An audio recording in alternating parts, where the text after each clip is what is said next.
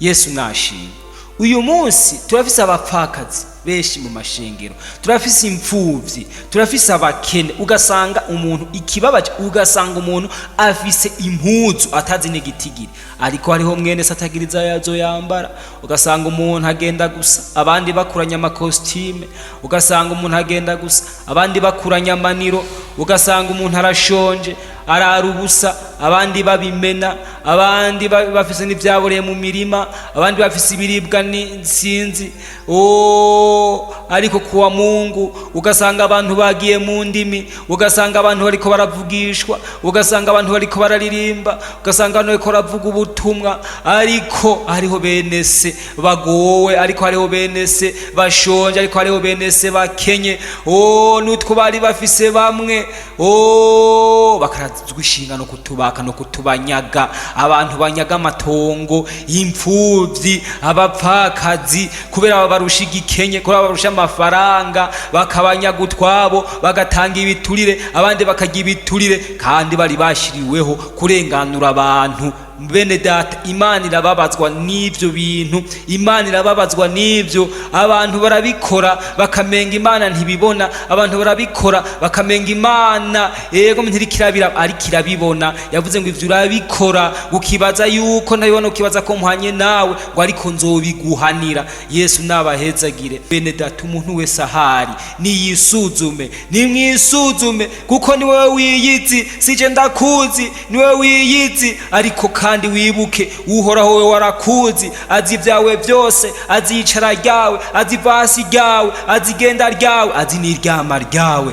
byose arabizi. Imigabo yawe, imigambi yawe, mena bimwe biri mu mutima arabizi. Na ya migambi mibi ufise yo kugira n'aba bantu b'Imana, ya migambi mibi ufise yo konona ishengero ry'Imana, ya migambi mibi ufise yo kwica bene so, ya migambi mibi ufise yo kuroga ubwoko bw'Imana. Ivyo byose Uhoraho arabizi. Bwa burozi buri mu mutima wawe, bwa bwicanyi, ya nzigo, ya shari, bwa busambanyi. Bene data, hageze aho abantu bica, aho abantu bahinduka amarimbi, abantu bahinduka imva. Ugasanga umuntu akinigiramwo abana barenga 10, barenga 20, barenga 30, ngo niterambere. Ngo ntango ntiyoronka ivyagaburira abana, ngo ari karagabanya imvyaro.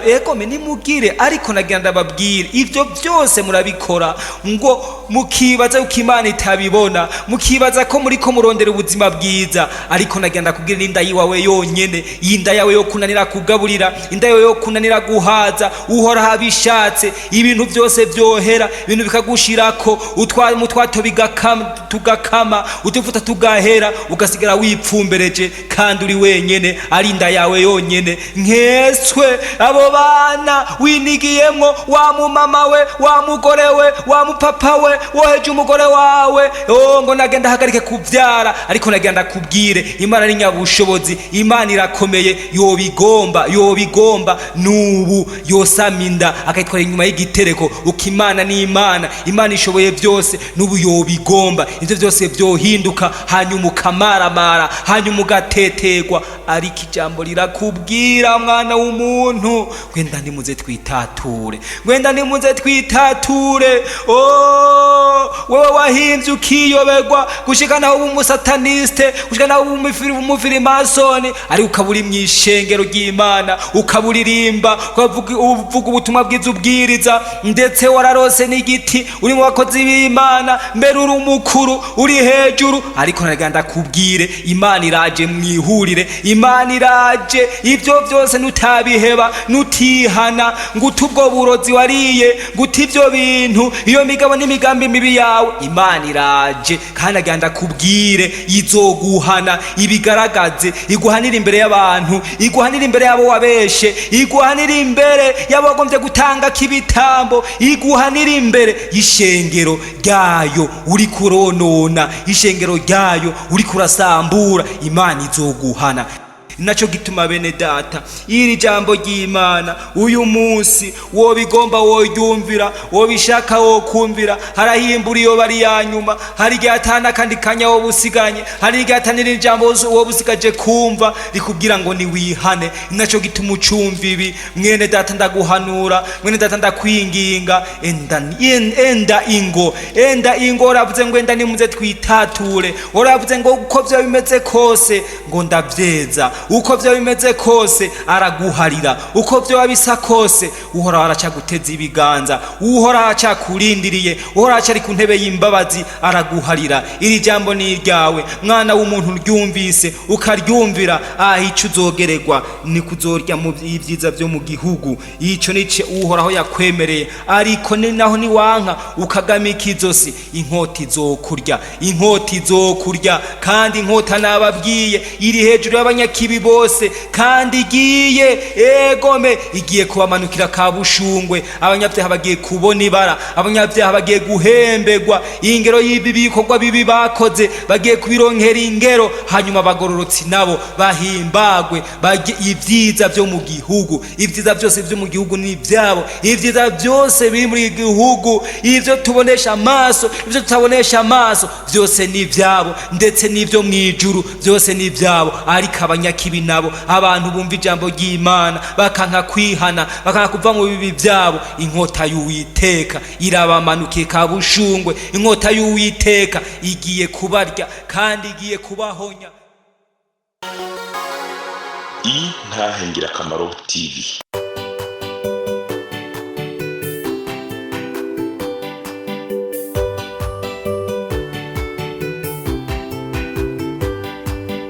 Umwami Yesu arineze niwatanga amajambo, umunyabyaha ngo renguka wumva iby'ubugingo, atugirira ubuntu akatwiyegereza, amajambo meza cane yo kunera umunezero,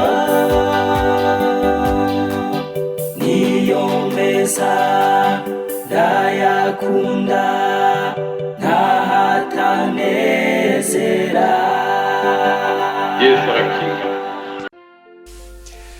Bene data dusangira urugendo ruja mwijuru, bakunzi b'Intahe Ngirakamaro TV, ndamwebwe mwese mudukurikirana biciye mu magroupe ya WhatsApp atandukanye, nongeye kubaramutsa muri umwami wacu Yesu Kristo.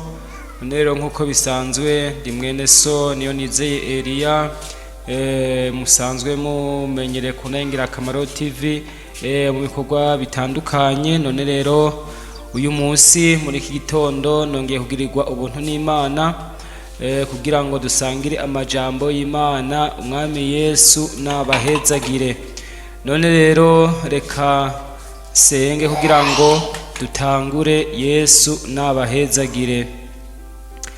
Mwami Mana Data wa twese uvyagiye mwijuru, se umwami wacu Yesu Kristo, Mana y'imbabazi, Mana y'urukundo, Mana idukunda kandi twitwararika ijoro n'umurango, ndagushimiye kukwera kwawe, ndagushimiye kubw'imbabazi zawe Mana, kuba nkiriho, kuba na bene data bagikomeye, si kubwacu ariko ni kubwawe Mana, nubishimirwe kandi were gucubahira mu izina rya Yesu Kristo. Noneho Mwami ndakwinginze ubanze ungirire imbabazi kano kanya, ungirire ikigongo, amaraso y'umwana wa Yesu Kristo amboneke ko ibisigaye Mana ucuza ntabari jewe ariko abari wewe, abari uvuga ntabari jewe, abari ugaragara ntabari je ngaragara. Mu izina rya Yesu Kristo jewe ngiye kuvuga nk'umwana w'umuntu, ariko nyakubahwa ari wowe uze wisobanurire. Muhemu wawe nyakubahwa ashishikare Mana gusigura no gusobanurira ubwoko bwawe. Mana uzobukoze aya majambo aze kugira ubushobozi n'ububasha mu mitima ya benshi, akiza abantu abakiriza imitima. Uzobukoze bisigenda kwiteze bananje muri byose kubw'umwana wa Yesu Kristo mbisavyemwo, amen. None rero bene data dusangira urugendo ruja mwijuru, nagomba dusangire amajambo y'Imana. Hari amajambo y'Imana numva twoganira Imana ashyize ku mutima wanje muri kino gitondo. None rero tudatevye tunyarukire mu gitabo c'umuvugishwa c'uwavugishwa n'Imana Yesaya. Ni mu gice cyaho ca mbere, n'amajambo abatari bake basanzwe bamenyereye, ariko kandi ijambo umuntu ashobora kuba asanzwe arimenyereye akunda kurisoma arizi imbere yayifashe ku mutwe, ariko kandi akagira ikindi gihe riza rifise ubushobozi mu gihe caryo. None rero tusoma mu gice ca mbere duhera ku murongo wa 16. Ijambo ry'umutwe rivuga ngo uhoraho ahanura abayuda ngo bahindukire abaharire Yesu n'abahezagire. Ndasoma mu izina rya Yesu. Nimwiyuhagire mwitunganye mukureho ibibi byo mu bikorwa byanyu bive mu nyonga zanje, mureke gukora ibibi mwige gukora neza, mushimikire imanza zibereye, mutabare abahazwa, mucire urubanza imfuvyi, muburanire abapfakazi. Enda nimuze twitature ni kuhora hagize, naho ibyaha byanyu vyotukura tukutuku bizokwera derere nka sheregi, naho vyotukura nk'agahama bizohinduka nk'ubwoya bw'intama y'umwero. Nimwemera mukumvira muzorya ibyiza byo mu gihugu, naho nimwanka mukagarariza inkota izobarya, kuko akanwa kanje uhoraho ariko kabivuze. Yesu nabahezagire. N'aya majambo y'Imana. Yesu naduhana umugisha. Bene data dusangira urugendo ruja mu ijuru. N'aya majambo tusomeye hamwe, turabiye hamwe. Aya majambo ari kuno muntu yavugishwa n'Imana kuri umukozi w'Imana Yesaya, aho uhoraho yariko arahanura abantu biwe abo yari yaratoranije abayuda ngo bahindukire abaharire Yesu n'abahezagire. Bene data, aha hantu murabona yuko Imana yariko irahamagara itumirira abantu bayo. Yesu nashimwe.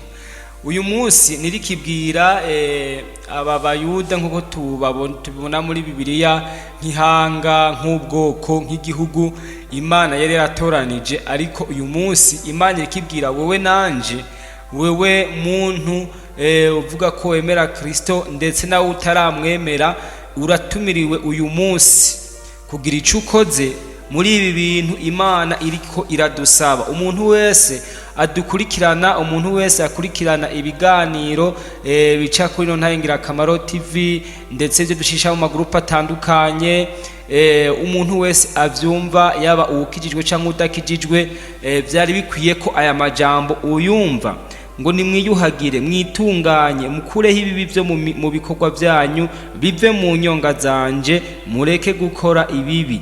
Yesu nabahezagire. Ahimana yari kirabwira abantu ngo biyuhagire. Yesu nabahezagire. Ijambo ryo kwiyuhagira murabizi iyo umuntu avyutse mu gitondo ariyuhagira canke aroga. Yesu nabahezagire. Ariyuhagira, aroga kugira ngo yikureko imicafu, yikureko imyanda, aze kuja ku kazi canke mu bikorwa asa neza. Yesu nabahezagire. Aha rero Imana ivuze ngo nimwiyuhagire ibibi byo mu mitima yanyu, umuntu wese yitunganye. Mbega hariho ibibi bitubako nk'ubuhoma, bitubako nk'imyanda, bitubako nk'imicafu? Egome cyane, ibibi biriho. Yesu nabahezagire. Ibibi birabaho kandi abantu benshi muri iki gihe babigenderamwo. Imbere yuko nza kuvuga ivyo biba ku muntu nk'imicafu, bikamubako nk'ubucocego, bikamubako nk'ubwome, reka mbanze mbandanye ano majambo kugira ngo byose nze kubivugira hamwe. Yesu nabahezagire. Yaciye abana ya 17 ngo mwige gukora neza, mushimikire imanza zibereye, mutabara abahahazwa, mucire urubanza imfuvyi, muburanire abapfakazi. Ngwenda nimuze twitature ni kuhora hagize, ngo naho ibyaha byanyu byotukura tukutuku bizokwera derere nka sheregi, naho vyotukura nk'agahama bizohinduka nk'ubwoya bw'intama y'umwero. Yesu nabahezagire. Aho uhoraho yarabandanije avuga ngo enda nimuze twitature. Ego mbega hitatura bagize iki? Hitatura abantu batase, abantu batase bafise ico bapfuye, abo nibo bitatura. Yesu nabahezagire. None rero twumvise ijambo rya mbere rivuga kwiyuhagira. umuntu yiyuhagira mu gihe ari ku mucafu, umuntu yiyuhagira mu gihe agomba kuja ahantu haba ku rugendo canke mu gihe yakoze ibikorwa akaba ari kimicafu canke ari kubuhoma, umuntu ariyuhagira, umuntu aroga. Yesu nabahezagire. Aha anye ikintu gituma dutata n'Imana ni ibicumuro, ni ibyaha. Yesu nabahezagire. Iyo umuntu ari umusambanyi, iyo umuntu ari umusuma, iyo umuntu ari umunyenzigo, iyo umuntu ari umwicanyi, iyo umuntu ari umwankanyi, iyo umuntu ari umunyarusaku, iyo umuntu ari imboregwa, iyo umuntu ari umuryi w'ibiturire, iyo umuntu ari umuntu novuga yishira hejuru, akaba wa muntu wo kunegura no kugaya abandi, mu bisanzwe uwo abafitaniye amatati n'Imana, abafitaniye amatati n'Uhoraho. Yesu nabahezagire. None rero bene data, ijambo riko ratubwira ngo enda nimuze twitature, ngo enda nimuze twitature, niko ragize ngo naho ibyaha byo byotukura tukutuku. Hari abantu uyu munsi bazi yuko ibyaha byabo bitoharirwa, hari abantu bagiye bahabwa inyigisho hirya no hino zitarizo, bavuga yuko hari ibyaha bidaharirwa, bavuga yuko uyu muntu yishe umuntu ngo atoharirwa, bavuga n'ibindi bitandukanye. Ariko murabizi icaha cyonyene ijambo ry'Imana tubwira kitazoharirwa ni icaha cyo kurogota kuri mpwemu yera. Ico nico cyaha kitazoharirwa. Yesu nabahezagire. Nayo ibisigaye byose Yesu nabahezagire biraharirwa. Nikimenyamenye iri ni jambo ry'Uhoraho yavuze ngo enda nimuze twitature, ngo naho ibyaha byanyu byotukura tukutuku ngo nzovyeza vyere nka sheregi. Yesu nabahezagire. Ngaha sheregi baratubwira ico arico. Sheregi batubwira ko ari ikintu cera. Ikintu cera sheregi ngo ni ikintu coroshe cera gikorokera hasi nk'imvura gikanye cyane. Aha mu bisanzwe ni urubura. Murabona ukuntu rusa, murabona ko urubura gwera. Burya hajya ugiye kuraba mu mpuzu dusanzwe dufise zera, hajya n'inke zera nk'urubura. Urubura murabona ko gwera gose. Rero Imana igize ngo naho byo bitukura, murazi ikintu gitukura ukuntu kiba gisa, ngo naho byo bitukura tukutuku ngo nzovyeza vyere nkande, vyere nka sheregi. No mwene data ntiwitinye. Yesu nabahezagire. Abantu uyu munsi bagendera mu byaha, bakwa mu byaha, ukamenga nibisanzwe, ukamenga ni ibintu nyene biri ngaho. Ariko nagenda babwire bene data, ingero yicaha niki? Ingero yicaha n'urupfu. Bene data, umuntu ashobora kubona yuko ngaha anye umuntu akiriho, umuntu akirya, umuntu akiryama, umuntu agikora ibikorwa, akamenga nyene ni ibintu nyene bisanzwe. Ariko nagenda babwire, muzogera kumenya yuko ibintu bidasanzwe iyo ubonye ubuzu wawe, ukabona ugiye kumushingura, ukabona kurujya musi w'amaziko ugiye kumusezera irya nyuma, utazosubira kumubona. Mbona ko abantu benshi, burya abantu benshi ntibarizwa n'uwo muntu, barizwa n'akamaro yaba bamara. Gati none ko yarakora ibi nibi ko yaratumariye akamaro kanaka, biza kugenda gute, biza kumera gute? Burya umuntu agera kumenyekana ico yaramaze igihe amaze kuva muri uyu mubiri. Ninaco gituma rero aho uzojejo, aho uzoba uhategura uyu munsi ugikomeye, kuko n'abakera baramaze ngo inkono uzokwishimikiza mu busaza uyica ukiri muto. Ninaco gituma rero aho uzobejo, ikibanza uzobamwo ejo ugitegura uyu munsi. Yesu nabaheza. Ninaco gituma aho umuntu wese yarakwiye kwiraba, ukisuzuma ukaraba ko atamyanda iriko twokwiyuhagira. Yesu nabahezagire. Iyo umuntu ariko ariyuhagira arafise ivyo akoresha. Umuntu murabizi mukoga ntiyisiga ivu cengo yisiga umunyota cengo yisiga umukungugu, oya, ntiyitembagaza mu mukungugu, ahubwo yakira amazi. Yesu nabahezagire. Yakira amazi n'isabuni akoga. Norenga ijambo ry'Imana riko ritubwira ngo twiyuhagire, ngo twiyuhagize isabuni n'amazi. Oya, turafise ivyo twiyuhagiza. Turafise isabuni originale twahawe n'Uhoraho, twahawe n'Umuremyi. Turafise amaraso ya Yesu, amaraso yasheshwe ku musaraba, amaraso yasesetse Igorogota igihe umwana w'Imana yitanga. Bene data, murabizi muri isezerano rya kera iyo umuntu yakoze ivyaha kugira ngo aharigwe nuko hatangwa ikimazi, haratangwa ikimazi c'ivyaha, impongano y'ivyaha. Yesu nabahezagire. Akarinda guseseka amaraso y'igikoko kanaka. Ariko ubu iyo umuntu yacumuye apfa kwemera gusa ko yasabe ko yacumuye, agasaba imbabazi akati Imana nagucumuye ko jewe ndi mubi, ndi umusuma, ndi umusambanyi, ndi imborerwa, ndi umwicanyi, ngirira imbabazi. Umuntu akabazwa n'ibyaha byiwe agaheza akavyatura, Imana ikamuharira ikamweza kubw'amaraso ya Yesu. Ikintu rero twebwe twiyuhagiza n'amaraso ya Yesu, nta kindi Imana itwuhagiza n'amaraso, kuko ayo maraso nagenda babwire, ayo maraso aruta ya bya bitambo byose byatangwa cyagihe cy'abaherezi kwa cyagihe cy'abaroni, cyagihe cy'isezerano rya kera. Ayo maraso n'amaraso nikimazi kidatangwa n'umwana w'umuntu, ariko nikimazi cyatanzwe na Kristo umwana w'Imana nzima, yemera kwitanga, yemera gutabagurwa ku bwatwebwe abana b'abantu. Yesu nabahezagire. Novuga nti niyo sabuni, niyo mazi atwoza, ni cyo kitwuhagira imyanda yose y'ibyaha twakoze. Yesu nabahezagire. Bene data, muri iki gihe murabona tugeze mu gihe kibi, tugeze mu gihe aho abantu novuga bamugore gukora ibibi. Murabona hari ibintu byinshi biteye isoni, aho uyu munsi ubona ibyaha byinshi byasasiwe indava, abantu barasambana ntacamira, abantu baricana ntacamira. Ni murabe uyu munsi bene data, hageze aho abagabo basambana n'abagabo, abagore bagasambana n'abagore, abantu bagasambana n'ibikoko. Mbere n'igiteye ubwoba kurusha ibyo byose, amasengero agahaguruka, abo bantu bakabemeza mu masengero, bakemera kubahezagira, bakemera guhabwa ibibanza, bagahabwa ibikorwa.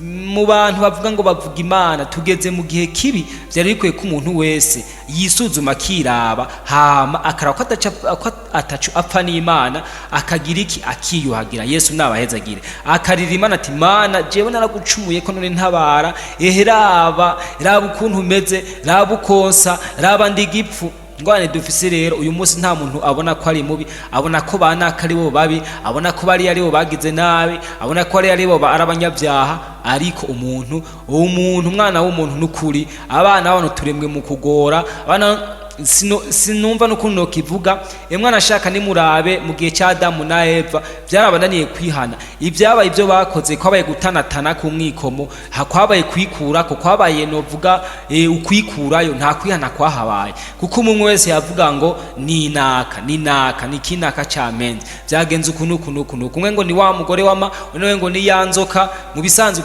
bisigura yuko jewe sindi mubi, ahubwo urya niwe mubi. Rero abantu muri kino gihe tumeze uko, aho kwiraba, aho kuraba ko atamicafu iri kuri twebwe, aho kuraba ko atabucocerwa buturiko, umuntu wese agenda atunga urutoki mugenzi we. Imana idutabare. Yesu nashimwe. Nico gituma urabona muri iki gihe aho byagiye kugoranira uyu munsi, abantu je nama nakivuze, abantu baravuga Imana ari benshi. Muze murabe guhera ku wa mbere gushika ku wa Mungu, burya aha mu Burundi wacu n'ahandi amasengero yamarimwe abantu bama bari gusenga. Kwa Mungu ho murabona amabarabara abayuzuye hirya no hino, abato n'abakuze, abakuru n'abato, ugasanga by'ukuri bavuga ngo bagiye gusenga Imana. Ariko mwo kwibaza, none kubera iki hageraho Imana ikababara? Erega aha Imana irinzi ivuga ino jambo ngo nimuze twitature. Imana iba ikinginga abantu. Yesu nabahezagire. Igahanura abantu ati nimuhindukire. Yesu nabahezagire. Nuko ibibona abantu ari ibintu bagiyemo, bahugiyemo, abantu bakajamwo bakibera muri ibyo, ibishaka ko babivamo kirango ibaharire. Yesu nabahezagire. Murabona bene data, ibibi bigenda byiyongeranya ku munsi, ubupfu bugenda bwiyongeranya. Sinobabesha, sinokwirirwa ndabarema inkore ku maso. Kuba uyu munsi hakiriho amacakubiri mu mashengero, abantu bacitana abahutu, abantu bakitana abatutsi, abandi bakitana abatwa, abandi bakitana ibi na biriya, abandi bakankana bakaryana. Nagira ndababwire by'ukuri bene data, nuko abantu bazimiye, nuko abantu batariko barakorera Imana, ahubwo hariho ibindi bintu bariko barakora. Yesu nabahezagire. Ahanye ijambo ry'Imana ryatubwiye ngo mwige gukora neza, mushimikire imanza zibereye, mutabara abahahazwa, mucire urubanza imfuvyi, muburanira abapfakazi. Yesu nabahezagire. Muntabare mumbwire abantu bakiburanira abapfakazi muri kino gihe ni bande? Abantu bagitabara imfuvyi ni bande? Abantu bagifasha abagowe ni bande? Ni murebe mu mashengero hirya no hino atandukanye, abantu uyu munsi bakibabara bene se ni bande? Bene data, nagenda babwira hageze aho dusigaye turutwa n'abantu tuvuga ko batamenye Imana, aho uyu munsi tuvuga ngo bapagane. None ndababaze bene data, kera kuri basokuru je nagenda baza kahise k'igihugu cyacu, ndi umuntu kenshi rimwe na rimwe ndosaba mbaza nkunda kubaza ibintu byagiye biranga igihugu cyacu, nahora numva abavyeyi banje canke ndetse n'abasokuru ko ndacafise bamwe bambwira bati kera abarundi barakundana, kandi nawe murazi kera harabaho ibintu vyitwa ikibiri, abantu bakagenda uyu munsi bagakoranira kwa kanaka bakamurimira, canke nk'umuntu agomba kubaka bakagenda bakamuterera umuganda bakirirwa baramukorera. Ikindi je nakuze mbona niyo umuntu, kuko jewe aho mvuka haracari amazu menshi bacasakaza amatigura, naho mbona iyo umuntu mu gihe cyo kubaka twarakorakorana tukamufyaturira, hanyuma agera kuja kwikorera amatigura tukagenda tukayikorera tukayamuzanira ata amafaranga tumusabye. Kubera iki? Kubera gukundana, kubera ko hagati uyu unye ashikiwe niki naje kiba kinshikiye kimugoye, naje kiba kingoye, kuko ejo nanje azogira ibingora andamire. Yesu nabahezagire. Ariko uyu munsi ugasanga abantu ngo twaramenye Imana, ugasanga nta ufasha uwundi, nta ubabaye uwundi. Hari ikintu giteye ubwoba kandi kibabaje. Uyu munsi murabona turi mu mashengero n'amadini atandukanye, twese dutwara bibiri yimwe, tuvuga ko turiko dukorera Imana imwe, tuvuga ko Imana ari imwe, tuvuga ko inzira ari imwe. Ariko igitangaje uyu munsi abantu bankana kubera badasangiye amadini. Bangana gute? Uyu munsi abantu batarahoreranira umucanwa, umwe ngo numukizwa, umwe ngo numukatolika, undi ngo numupanekote, undi ngo numangirikane, undi ngo numudivantiste. Bankana ata nuwo raranira n'umucanwa n'uwundi, ata nuwo tiza igikombe uwundi. None turiko tuja mu ijuru ryo kwandi, iyo Mana tuvuga ni iyihe? Iyo Mana turiko turasenga ni Imana iki? Ko Imana yavuze ngo udakunda mwene se wese n'umwicanyi. None bene data, murakenyeye tube abicanyi? Yesu nashimwe. Ahanye Imana yavuze ngo muce imanza zibereye. Yesu nabahezagire. Uyu munsi abantu bankana, Yesu nabahezagire. Abantu bankana bari mu bikorwa by'Imana bangana gute? Yesu nashimwe. Kandi ubutumwa bwiza bwaravuzwe mbere, muri bo hariho benshi bagiye babuvuga, aho n'abakoreshejwe ibitangaza bikomeye. Ariko uyu munsi abantu bari bagiye barambaye ubucocegwa ntibabimenya. Yesu nabahezagire. Abantu uyu munsi bagenda bafatana amashati, birababaje aho usanga abantu bafise ubwenge, baciye ubwenge, b'abagabo bijunja n'ijambo, abantu bari bafise ubwenge, abantu novuga bari baramenye ukuri, abantu bari barahishuriwe iby'amabanga, bahindukira bagasura ko abantu bagoyigoyi, bagasura mu byo bahevye, bagasura mu byo bataye, bagasura ko abanyenzigo, bagasura ko abanyamacakubiri, ko abanyamoko, ubutu bukavyuka, ubututsi bukavyuka, ivyahariye anye ivyo abantu bari barasize bikavyuka, abantu bagasubira kwankana, icubaro kikabanyoha, amafaranga akabanyoha. Imana idutabare. Yesu nabahezagire. Birababaje kubona abantu bavuga Imana mu rusengero, bakavuga Imana kuwa Mungu, bakavuga Imana imbere y'abantu, ariko wagenda kuraba mu bikorwa byabo ugasanga ntibihuye n'ivyo bavuga. Rero Imana ikiravuga ngo enda nimuze twitature. Bene data, nubwo bimeze uko, nubwo abantu bandagaye, nubwo abantu biyandagaje, nubwo abantu bicafuje, nubwo abantu bimaramaje kubw'ibikorwa bibi bariko barakora, kubw'ivyamwa bibi bariko barama, kubw'imitobotobo bariko barama, kandi twari tubiteze k'intore bagace bama intobotobo. Imana idutabare. Imana naho byagenze uko bene data, naho byabaye uko, uri wese uko wobungana kose, utaravye icubahiro ufise, utaravye n'ubuhanga cyangwa ububasha ufise, bene data, umuntu wese ahari yisuzume, arabe yuko ataco apfa n'Imana. Niyasanga afite icapfa n'Imana, yiyuhagire, yitunganye. Bene data, agira iki? ashimikire imanza zibereye, atabare abahahazwa, acira imanza abapfakazi. Yesu nabahezagire, Yesu nashimye. Uyu munsi turafise abapfakazi benshi mu mashengero, turafise imfuvyi, turafise abakene. Ugasanga umuntu ikibabaje, ugasanga umuntu afise impuzu atazi n'igitigiri, ariko hariho mwene satagiriza yazo yambara. Ugasanga umuntu agenda gusa, abandi bakuranya amakostime. Ugasanga umuntu agenda gusa, abandi bakuranya amaniro. Ugasanga umuntu arashonje, arara ubusa, abandi babimena, abandi bafise n'ivyaboreye mu mirima, abandi bafise ibiribwa n'insinzi. Ariko kuwa Mungu ugasanga abantu bagiye mu ndimi, ugasanga abantu bariko baravugishwa, ugasanga abantu bariko bararirimba, ugasanga abantu bariko baravuga ubutumwa, ariko hariho bene se bagowe, ariko hariho bene se bashonje, ariko hariho bene se bakenye. Nutwo bari bafise bamwe bakarazwa ishinga no kutubaka no kutubanyaga. Abantu banyaga amatongo, imfuvyi, abapfakazi, kubera barusha igikenye, kubera barusha amafaranga, bakabanyaga utwabo, bagatanga ibiturire, abandi bakagira ibiturire, kandi bari bashiriweho kurenganura abantu. Bene data, Imana irababazwa n'ivyo bintu, Imana irababazwa n'ivyo. Abantu barabikora bakamenga Imana ntibibona, abantu barabikora bakamenga Imana yego ntirikirabira, ariko irabibona. Yavuze ngo ivyo urabikora ukibaza yuko ntabibona, ukibaza ko muhanye nawe, ngo ariko nzobiguhanira. Yesu nabahezagire. Bene data, niri jambo ry'Imana, Imana irikira guhanura, Imana irikira mpanura. Ngo tugende twitature, ngwenda nimuze twitature. Ni kuhora hagize, si jewe yanda bivuze, ni jambo ry'Uhoraho, si jewe ni wareka ravuga ngwenda nimuze twitature. Ngo naho ibyaha byanyu byotukura tukutuku, uko vyo abingana bishake bingane n'umusenyi wa Tanganyika. Imana ntangorane, nukuri niwemera, niwavyemera, Imana iraguharira, niwavyemera, Imana irakugirira ikigongwe. Yesu nabahezagire. Bene data, muri iki gihe abantu nukuri, abantu benshi barayobye, abandi bariko barayoba, abandi bariko baragwa, bagwishijwe n'abato bagwishije, abandi bariko baramana bene data, abantu benshi bariko barononekara mu mitima kubera abari imbere yabo, abari babarongoye. Uyu munsi abantu benshi babaye abafarisayo, abantu benshi babaye abanyabwenge b'ivyanditswe.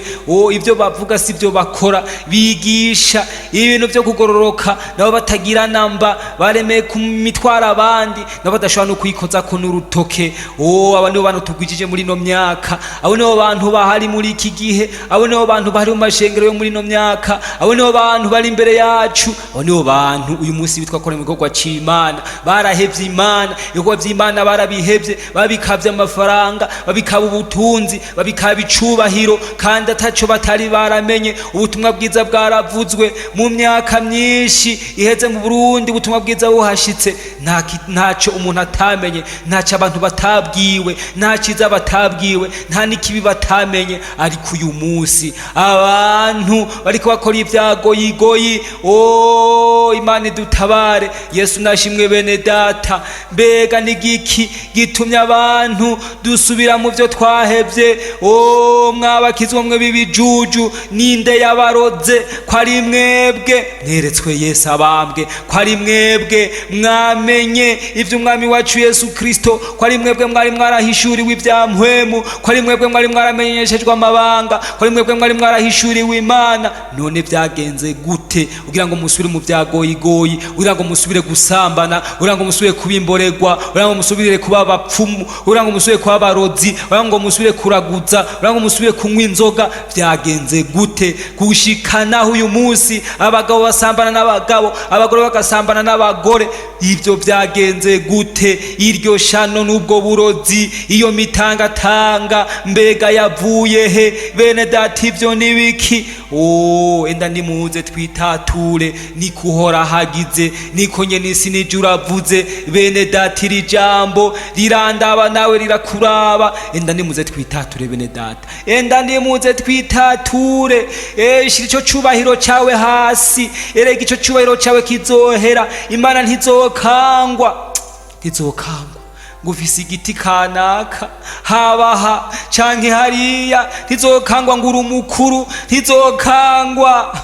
ntizokangwa n'ivyo ufise nutitatura. hari ijambo yavuze rikomeye, yavuze ngo nimwemera mukumvira muzogira ivyiza vyo mu gihugu, ngo naho nimwanka mukagarariza inkota izobarya, kuko akanwa kanje Uhoraho ariko kabivuze, si jewe rero ndabivuze, n'Uhoraho abivuze. ngo nimwanka ngo inkota y'Uwiteka izobarya. Bene data, inkota y'Uwiteka iri hejuru yanyu. umuntu wese agikora ibintu nagumye nsemerera mvuga, umuntu wese abona ibintu yo kwitatura n'Uhoraho akararamanga, akanga kubiheba, akanga kubivamwo, Imana ntizoraba ngo warabwirije, ntizoraba ngo wararirimbye, ntizoraba ngo wubatse insengero, ntizoraba ngo watanze biriya, ntizoraba ngo wakoze birya bikorwa, nutagororoka. Uhoraho, inkota y'Uhoraho iri hejuru y'abanyakibi banse kwihana, abumvira ijambo bakanka kwihana. inkota y'Uwiteka iri hejuru, kandi iri hejuru y'abantu bari baramenye Kristo, y'abantu bari barabwirije ubutumwa bwiza, y'abantu bari baramenye ukuri, y'abantu ataco batari baramenye. ariko uyu munsi bahindutse abanyabwenge b'ivyanditswe n'abafarisayo, babaye indyarya, ari babandi bugarirana ubwami bwo mwijuru, n'abagomba kubujamwo bakaba inzugi zitangira bihana, bakaba inzugi zitangira baja kuri Yesu. Mwana w'umuntu urabwiwe, iri jambo ni iryawe, mu Kristo ahuri, we ugomba kuja mwijuru, iri jambo ni iryawe, nuryumve, kuko haraho iyi imbura iyo bari yanyuma, haraha kanya ko barakanyuma, haraho umunsi yo bari ubunyene, ibintu bigahinduka. hamwe uzogomba kwihana bitakigomba, hamwe uzogomba kubiva mu bitagishoboka. inaco gituma urakwiye gufata ingingo, umwanya iri jambo rikivugwa, uko twumvise ngo nimwemera mukumvira muzorya ivyiza vyo mu gihugu. bene data, mwene data uri hose, ndakwipfurije kumvira Uhoraho. ntiwumvire jewe kuko sije ndiko ndakubwira, n'Uhoraho ariko arakubwira. iri ni ijambo ry'Uhoraho, si ijambo ry'iwanje, ariko ni ijambo ry'Uhoraho. Yesu nabahezagire. bene data, ahuri ivyo urimo sindabizi, ico nico sindakizi, ariko ico nokubwira co, uko wowe uri kose, enda ingo twitature, ingo witature n'Uhoraho. enda nimuze. Yesu nabahezagire. uravuze ngo enda nimuze twitature, niko Uhoraho agize. ego Yesu nabahezagire. bene data, umuntu wese ahari niyisuzume, nimwisuzume, kuko ni wewe wiyizi, sije ndakuzi, ni wewe wiyizi. ariko kandi wibuke, Uhoraho we warakuzi, azi ibyawe byose, azi icara ryawe, azi ivasi ryawe, azi igenda ryawe, azi n'iryama ryawe, byose arabizi. imigabo yawe, imigambi yawe, ego mena bimwe biri mu mutima arabizi. na ya migambi mibufise yo kugira n'aba bantu b'Imana, ya migambi mibufise yo konona ishengero ry'Imana, ya migambi mibufise yo kwica bene so, ya migambi mibufise yo kuroga ubwoko bw'Imana. ivyo vyose Uhoraho arabizi. bwa burozi buri mu mutima wawe, bwa bwicanyi, ya nzigo, ya shari, bwa busambanyi. bene data, hageze aho abantu bica, aho abantu bahinduka amarimbi, abantu bahinduka imva, ugasanga umuntu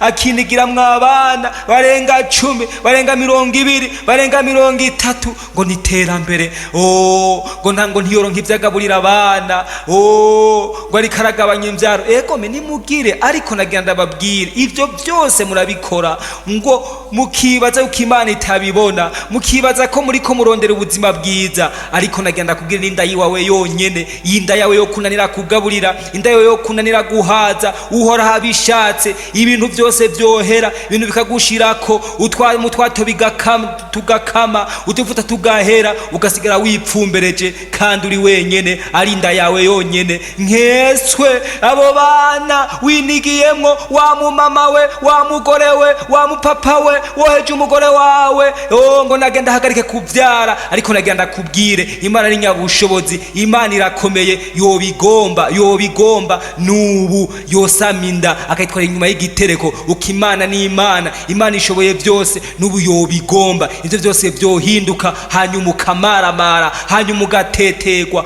ariko ijambo rirakubwira mwana w'umuntu gwenda nimuze twitature wewe wahimvye ukiyoberwa gushika naho umusataniste gushika naho umufirimasoni ari ukaburi mwishengero ry'Imana ukaburirimba uvuga ubutumwa bwiza ubwiriza ndetse wararose n'igiti uri mu bakozi b'Imana mbere uri umukuru uri hejuru ariko naganda kubwire Imana iraje mwihurire Imana iraje ivyo byose nutabiheba nutihana ngutubwo burozi wariye nguti ivyo bintu iyo migabo n'imigambi mibi yawe Imana iraje kandi aganda kubwire izoguhana ibigaragaze iguhanira imbere y'abantu iguhanira imbere yabo wabeshe iguhanira imbere yabagombye gutanga kibitambo iguhanira imbere y'ishengero ryayo uri kuronona ishengero ryayo uri kurasambura Imana izoguhana naco gituma bene data iri jambo ry'Imana uyu munsi wobigomba woyumvira wobishaka wokumvira harahimbura iyo bari yanyuma hari gatana kandi kanya wobusiganye hari gatanira ijambo wobusigaje kumva rikubwira ngo ni wihane naco gituma ucumva ibi mwene data ndaguhanura mwene data ndakwinginga enda ingo oravuze ngo enda nimuze twitature oravuze ngo uko byo bimeze kose ngo ndavyeza uko byo bimeze kose araguharira uko byo babisa kose uhora araca guteza ibiganza uhora araca kurindiriye uhora araca ari ku ntebe y'imbabazi araguharira iri jambo ni iryawe mwana w'umuntu ryumvise ukaryumvira ico uzogererwa ni kuzorya mu ivyiza byo mu gihugu ico nice uhoraho yakwemereye ariko ni naho ni wanka ukagamika izosi inkota izokurya kandi inkota nababwiye iri hejuru y'abanyakibi bose kandi igiye kubamanukira kabushungwe abanyabyaha bagiye kubona ibara abanyabyaha bagiye guhembegwa ingero y'ibi bikorwa bibi bakoze bagiye kubironkera ingero hanyuma bagororotsi nabo bahimbagwe ibyiza byo mu gihugu ibyiza byose byo mu gihugu ni ibyabo ibyiza byose biri muri gihugu ivyo tubonesha amaso ivyo tutabonesha amaso